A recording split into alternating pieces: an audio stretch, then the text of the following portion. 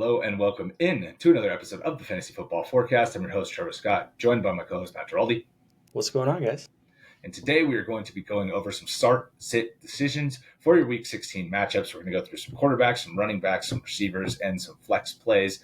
We're going to do some rapid fire, so we're going to do it a little bit differently, right? We kind of got into the players we like before and all that stuff, but now we're gonna go like real quick hitters, talk about two players, and go straight down. So we'll have four different start-sit decisions at each position. And starting off right at the top with the quarterback position, the first one I've got for you is Jared Goff versus Brock Purdy. Yeah, in this matchup against Chicago for Goff, like that is a very tough matchup, it seems like. But Chicago has been playing a lot worse on defense lately. Like they just got absolutely torched by Jalen Hurts through the air, who had been struggling in the air. So I think in this matchup, I'm going to go with Goff. I'm just going to ride the hot hand. He just had 40. I think I'm just going to stick with him over Purdy, who obviously that game with Purdy, I mean, I don't really take a lot away from last week. If you survived and you still have Purdy, I think he's still a decent start, but I'm going Goff. Ride the hot hand. I like it. All right, next one, Jordan Love or Tua? This one is a lot easier for me. I'm going to go Tua. I do expect that they're going to be in a competitive game. Tua was objectively awful last week. He missed all kinds of reads. Tyreek was basically uninvolved. I saw some people on social media and stuff blaming the interior linemen that were out because they are on like their fourth and fifth string interior linemen. But it wasn't like Tua was under a ton of pressure from what I could tell in the game anyways. So I'm going to go with Tua. I think he's going to be in a more competitive game. San Francisco is going to be scoring ideally in this one, so maybe they have to keep up a little bit in this game too. And we were just talking about this before we started here. Jordan Love might have to throw it 15 times to get a blowout win in this game. So, I just think that we're going to see a heavy dose of Josh Jacobs plus the two backup running backs as well, getting heavily involved. Maybe a couple throws. Love could play an awesome game and go like 15 for 17 for 180 yards and a touchdown, but then it's like 2 for Jacobs and over 100 yards and 50 combined for the other two guys. So I'm going Tua there. Yeah, if you have Jacobs this week, you're licking your chops. Going down the list a little bit deeper for more of our Superflex audience, I've got Matthew Stafford versus Aaron Rodgers. This is another one where they're in the same game, by the way, but it's another one where I think you have to ride the hot hand. Aaron Rodgers is playing so well over his last two games. Davante Adams just absolutely blew up. I mean, I think that was probably the best half of football from a receiver that we've ever seen in the history of the NFL. Davante Adams had 0 catches at halftime, and he finished with 9 for 198 and 2. It was unbelievable. And, Rodgers is going to continue to load him with targets. I think it's going to continue to load Garrett Wilson with targets. And I expect that they're going to be losing to the Rams. So, I like Stafford. I don't think you should go away from Stafford if you can avoid it. But if you have to make the decision between these two, I'd go Rodgers. Yeah, hopefully everyone that's listening to that survived last week's fiasco with Stafford in their Superflex spot. Yeah, God, so many bad performances last week from quarterback too. I mean, Tua, Purdy. I mean, a lot of these guys that we were just talking about, right, are just so many bad performances last week. So hopefully you had a Goff that was able to get you through in Superflex, basically. But even Kyler Murray was terrible last week. Anthony Richardson was terrible last week. C.J. Stroud was terrible last week. Russell Wilson was terrible last week. Jameis Winston was terrible last week, and he's not even going to start because he was so bad. So all of these quarterbacks really kind of let us down in the first week of the championship. And then the top end was just so high end that if you didn't have one of those guys, good luck moving on. God, could you imagine if you had a Goff Lamar team, which was so realistic in Superflex, which is what you have in our league? Those are my two quarterbacks. You didn't get to reap the fruit of that, but hopefully I didn't get to keep reap it the rolling. benefits of setting the highest score in the history of our 10-year league last week. I was just on bye with my team going off. And if you're someone like myself who decided to draft a 0 QB strategy in Superflex, we'll definitely talk about that in the offseason, why it didn't work this year, how it can work. It's kind of some tips and tricks around that. But moving on to the last in this category, I've got Russell Wilson or Caleb Williams.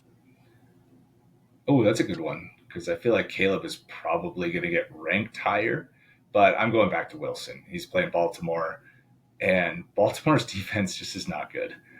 Their run defense can stop the run, but even their run defense has gotten a little bit more leaky lately because their passing defense is so bad. I will say follow the George Pickens news, because if he's out, I know Wilson had a good game or two there, but it's kind of like Baker earlier in the year when he lost Evans. It's like he had a good game, but it was like, how sustainable is that? So if Pickens is still out, then maybe I would switch this over to Caleb, but I have very little faith in Caleb. He was not good this past week. Again, that's 3 straight weeks where it feels like he had down weeks. And, going up against Detroit, there could be a situation where Detroit's just going off on them and they don't get the ball a ton. So, I think those are definitely lower end options, but I'd still lean Wilson there. Yeah, we talked about that on the Thanksgiving game where Caleb in the first half against Detroit was just awful. He wasn't doing anything, and he had a great comeback in the second half. But the way he looked on Monday night, maybe the confidence is down a little bit too. I wouldn't want to just kind of ride or the hopes of garbage time, if you will. So I like that call for this one. And moving over to the running back position, starting off with, obviously, if you've made it this far, you've probably got some start-sit decisions between some really good players. So that's kind of what we wanted to build this category around. So the first one is Chuba Hubbard versus Rico Dowdle. Yeah, and that running back too, right? Some of these decisions have to be from higher level players. Like a lot of these guys that we talk about are probably going to be starters for everybody that has them in the leagues. But we want to just, show some start sits between the ranks here. Between Chuba and Rico, I'm going to lean Chuba Hubbard. He gets the Cardinals, who I think, Carolina should be able to stay competitive with. And I think Chuba, right, getting all the work, despite the fact that he was not good last week. I think, again, it's a pretty solid matchup there. And I think between those two, you have to go back to Chuba. Rico Dowdle has been on an absolute heater. He's been probably the best running back in the league over the last 3 weeks. 3 years. Yeah, right. No, over the last 3 weeks, he's been probably one of, if not the best running back, right? I mean, some of these guys would like a word with that, like Josh Jacobs has been on a touchdown heater. Saquon Barkley had a monster game in there, but disappointed in a big way last week. And Dowdle has just been churning out 100-yard games, like in mid 100-yard games too, like 130-yard games. He had 149 last week. Like he's been really good, but I think Tampa Bay, maybe I'm just biased because the Chargers couldn't run the ball against them at all. So I'm just like, dude, why Tampa Bay's defense is supposed to be bad? Like why can't you run against them? But I do, for that reason, still lean Chuba. Yeah. And I will say too, Chuba, I guess the one thing that maybe makes me a little bit nervous is we've talked about, when you face the Arizona Cardinals, they're such a weird team. It's like they suck against teams that are a little bit better than them. They dominate lower level teams. So I do fear that could come into play a little bit too. But it's interesting with Rico because we kind of see this every year. And as we approach the offseason, like if, let's say they don't bring in Ashton Jeanty or a first or second round running back, like is he going to be the Alexander Madison or the Zamir White of next year where we get a little bit over our skis? And, I don't want to get too far ahead of ourselves, but what he's doing right now, really since Thanksgiving has been awesome because we preached patience with him all year and it's really paying dividends. I think I saw this week that he's the first undrafted running back to have 3 straight 100-yard games since Arian Foster. I thought that was a cool stat because I loved Arian Foster. He was one of my favorite awesome players way back when, right? I feel like it's been so long since he's been in the league now. But yeah, Arian Foster, if you don't remember, was undrafted. But that's the level Dowdle's at, kind of like, right? Starting to make a name for himself. So that'll be fun. He'll be a fun guy to talk about in the offseason, right? If he makes his way into our top 20 and then completely bails out, that wouldn't be so good. But I don't know that he's going to be able to make it up there. I expect Dallas to make a move in the draft for a running back. This is a very running back rich class. So even if they decide not to pick Jeanty in the first round, I think in the second round or even in the third round, that they're going to get somebody that's really good. Moving on to the next guys, we've got James Cook versus Bucky Irving. This one's James Cook. I don't think it's that close. I know James Cook had a bad game in 2 weeks ago, but he sandwiched that around monster performances, and he goes up against New England. Buffalo shouldn't have any problem beating them, shouldn't have any problem moving the ball. I expect James Cook to just be a monster this week. I actually think James Cook is closer to Chuba Hubbard, and Bucky is closer to Rico Dowdle, personally. Bucky, I still have concerns about his back. It held up this last week and he looked great, but most of his production, I shouldn't even say it that way, but a big portion of his production came on that 54-yard run. He did have 117 on the game, and he does get Dallas. So if you're going to start Bucky Irving, I totally get it, right? This isn't me saying I don't like Bucky. It's just I think James Cook might score twice. And I don't know that Bucky's going to score with, kind of having to split with Rachaad White. And Rachaad White seems to play a lot in the red zone. So that's my hesitation there between those two players specifically. Next up is Jonathan Taylor versus Aaron Jones. Oh man, dude, you I want to go Aaron Jones, dude. Aaron Jones has been my guy all year. I have him on on my most important teams. So I'm gonna use the biased answer, and I'm just gonna go Aaron Jones. He gets Seattle. I do think that's a pretty solid matchup in a game that Minnesota should be able to control. Aaron Jones just had an awesome game on Monday night where he had over 80 and a touchdown, and he had 2 catches for 20 yards. I think he could do something similar with 100 total, 90 total, and a score with a couple catches. Jonathan Taylor obviously would have had a monster game if he would have just not dropped the ball right before the goal line, right? Because he ended up with 11, I think. But it would have been 19 if he just had hung onto that ball. And who knows how the rest of the game would have turned out, because they would have been so far ahead. If he would have scored, they would have gone up 20-7 there, and that whole game would have been way different. Instead, they end up getting blown out. That the whole momentum changed on that play. So they do get Tennessee, a little better defense, I think, than Seattle at this point. And so he doesn't catch any passes, so I'm going to have Aaron Jones one spot ahead of him.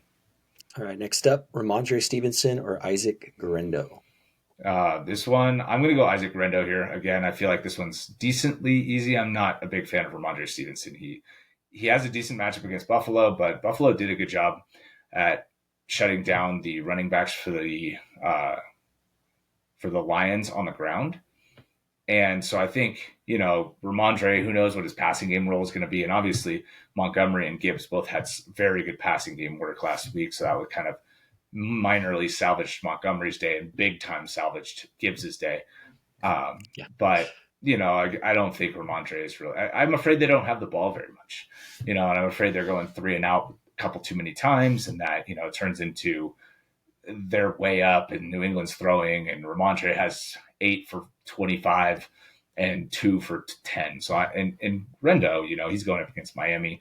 They should be able to stay in that game. He should be a major part of their game plan. And so I think he's the play between those two. Yeah, I like, erring on the side of the more explosive player too. Like Rhamondre is not going to rip off a 50-yarder, whereas that's, well within Guerendo's game. So I'm with you there on that. Last in the category, we've got Isiah Pacheco versus Najee. This is the section of running back where I'd probably be looking to sit. I'm going to go Najee Harris because he's been much better all year, but he's going up against Baltimore. I know I did just say they're getting a little bit leakier on the run defense, but if he doesn't catch passes here, I'm afraid that Najee might not have more than 40 rushing yards. So, and if he doesn't score and if he doesn't have those passing yards, the bottom could really fall out this week here for Najee. But all of that being said, I think the offense is going to look better than it did last week against the Eagles in this matchup. And so I'm hoping that the passing game can maybe open up some lanes for Najee, and he can possibly get a goal line score or something like that. So I'm going to go Najee over Pacheco. I have hardly any faith in Pacheco whatsoever. I know he started playing more. I understand that maybe he's getting healthier, but without Patrick Mahomes, I don't think Mahomes is playing this week. I expect to see Carson Wentz, and going up against Houston, who's had a solid defense. I just don't think they're going to be able to pass with much success. And so selling out to stop the run, and he doesn't get 100% of the rush, the running back work like he was before he got hurt. Kareem Hunt's in short yardage situations. So maybe Fulcher's a goal line touchdown if there is one to be had, or he's just on the field a little too much. So I'm not interested in Pacheco. Yeah. And I think, what you mentioned with the injuries and kind of what you talked about with Najee Harris and, monitoring George Pickens news, like, same thing with Patrick Mahomes and Isiah Pacheco. Like, if those guys are injured, like, yes, the volume might increase, but don't let anyone tell you that that's a good thing, because you want these offenses to be running very efficiently. But moving over to the wide receiver position, and again, all these guys are going to be from a half PPR perspective. Hopefully, none of you guys are on standard leagues at this point. But the first group is Terry McLaurin versus Brian Thomas Jr. I'm going BTJ here, Brian Thomas Jr. Yeah. You can't sit him.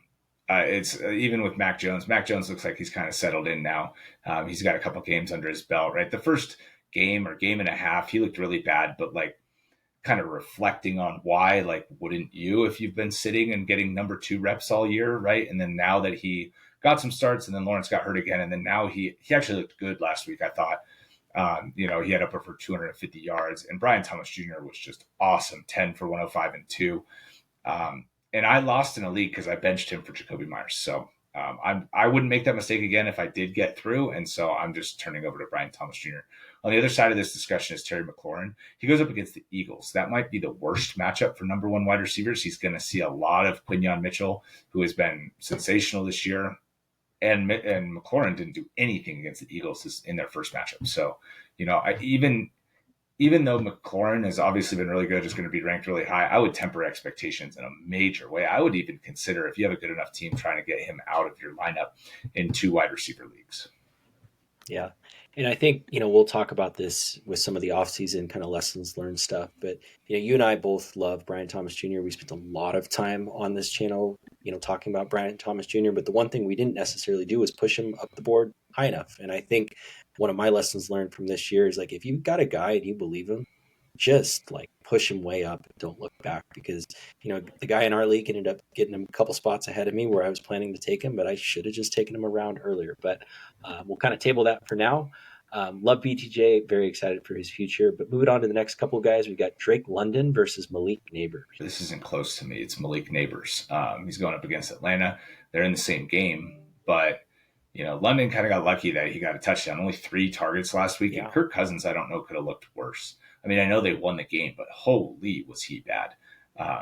I know I was kind of resisting the whole, like, let's move to Penix and see what we can do here. But at this point, I kind of think that would help the offense. So I expect that next year. Like we just said, maybe we move off of him. But London is like a mid to low tier wide receiver 2, in my opinion. I think they're going to try and run the ball. They're going to try and hide Cousins a little bit, and they're going to try and get a win that way against an inferior opponent.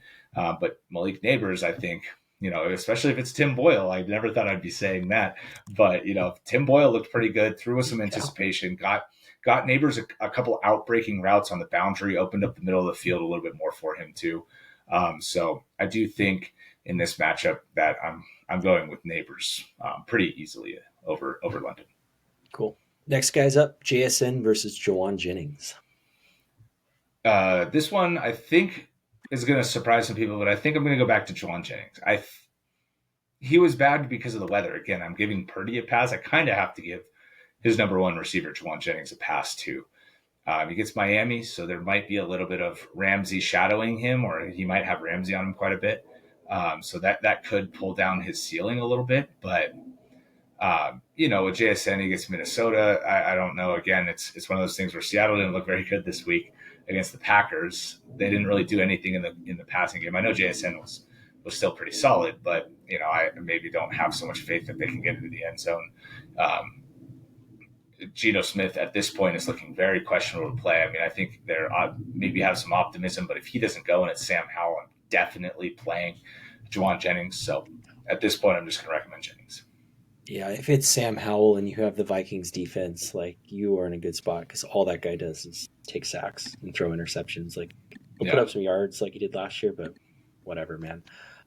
Next guys, Garrett Wilson and DJ Moore. I think you used Fantasy Pros rankings to put this together and try to get guys that were close together. But, like, is that close? Would you even consider at all playing DJ Moore over Garrett Wilson?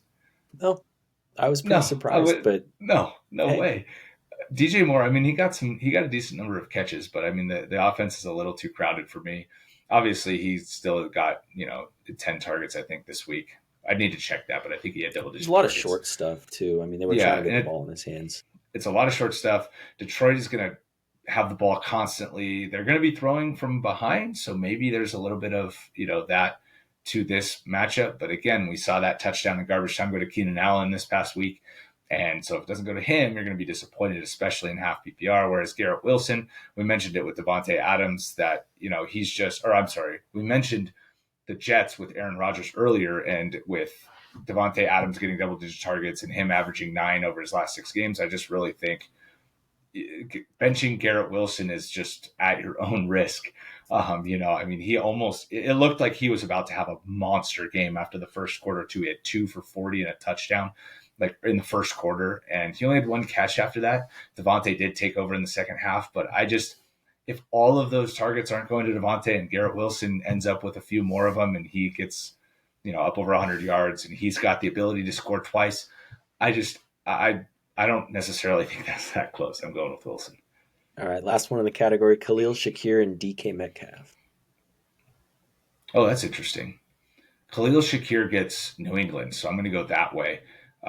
You can't start DK Metcalf, okay? Like, I know he might have got you here, and I know he's been top 10 over the first half of the year, but he's the number 2 very clearly in this offense now. I mean, I think Jaxon had out-targeted him by 10 or 8. Jaxon is the go-to guy. Jason's going to get the targets. And in this tough matchup with Minnesota, you have to go with Shakir here. I will say with Shakir, the Bills' offense was very muddied in terms of weapons this week. It was Mac Hollins, I think, played the most snaps, and then Shakir, and then with Kincaid back and Keon Coleman back and Amari Cooper, didn't only play 40% of the snaps. It was kind of like a smorgasbord of weapons out there, but I do think Shakir is still their best bet fantasy wise. So, in a good matchup against New England where they should be having to throw to get ahead, and they'll probably have some shorter throws designed for him. That's the way I would go for Metcalf. And moving on to a few flex guys. So running back versus wide receiver, we're going to hit on a couple of the guys we've already talked about, but obviously in a different category. So Jonathan Taylor versus Terry McLaurin this time. Yeah, I think you have to go Jonathan Taylor.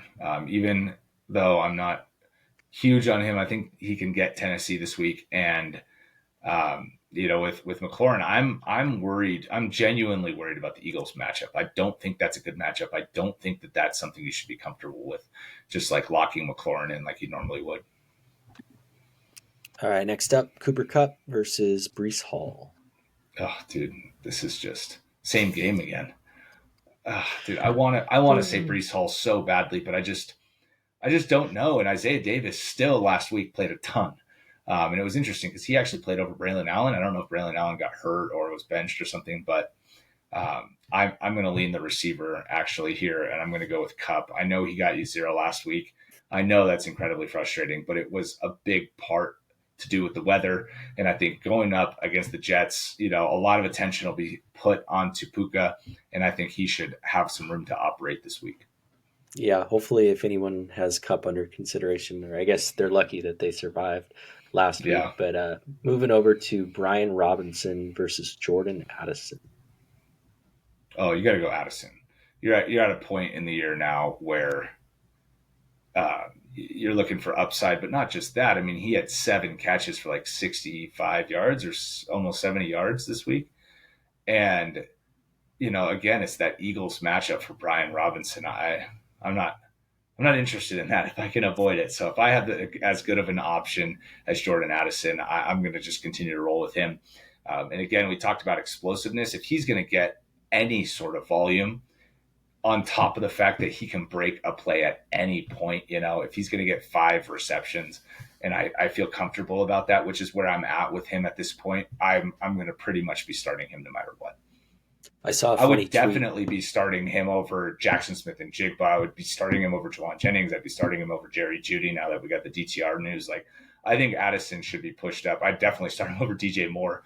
I think Addison should probably be a top 15 play even against Seattle. Yeah, I saw a funny tweet where it was is Jordan Addison the greatest wide receiver of all time? He won the Blitnikoff with Kenny Pickett, got Caleb the Heisman. Now he's resurrected Sam Darnold's career. Let's go. I mean, it's a good point. It's a good point. I mean, playing And just elevating everybody's game around him. we've harped on this so much, but just one last time, like it was just so clear that the Chargers should have taken him over Quentin Johnston. Like I understand Flowers was sandwiched between those guys, and he's a smaller guy, whatever. But with Addison, it was so clear. Like Yeah, and I mean I'll they never were understand.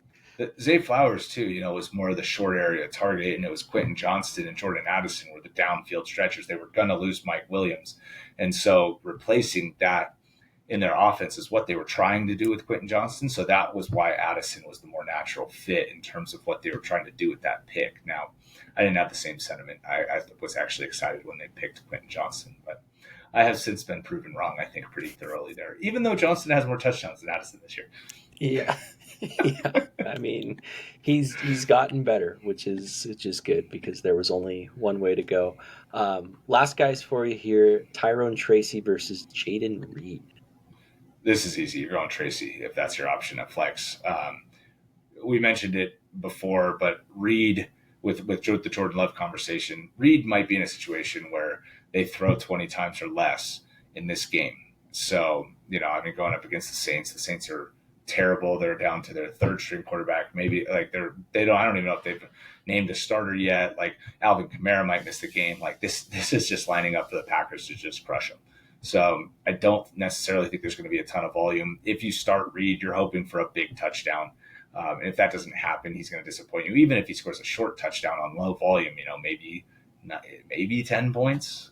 That's kind of like where I'm at with him. With Tracy now, I know he gets Atlanta, but I don't think Atlanta's defense is as good as we just saw against the Raiders. I mean, Desmond Ridder was like horrible in that game. And the running backs actually weren't terrible, especially Abdullah, who was in the pass catching role. So I hope that, they can get Tracy a couple more targets despite his drop and his like weird benching. I don't know. They've been jerking him around quite a bit for some reason, I feel like. But I'm going to go back to Tracy here over Reed because I just don't think there's going to be any volume for Reed.